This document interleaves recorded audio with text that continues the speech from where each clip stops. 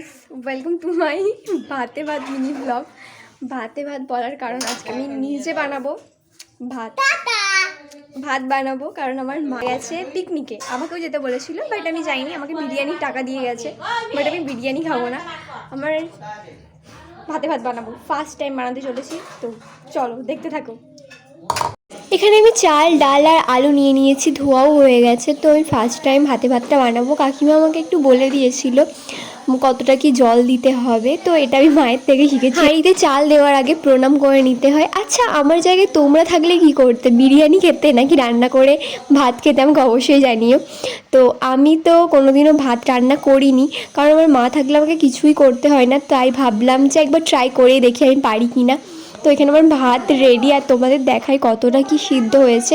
আলুটা দেখো ভালোই সিদ্ধ হয়ে গেছে। এখানে তেল লঙ্কা দিয়ে ভালো করে মেখে নিয়েছি। তো তারপরে ঘি আর ভাতটা আমি এখানে বেড়ে নিয়েছি। আর নিজে রান্না করা ভাত খেতে বেশ ভালোই লাগছিল। তো ভিডিওটা এত পর্যন্ত, দেখা হচ্ছে নেক্সট ভিডিওতে। টাটা।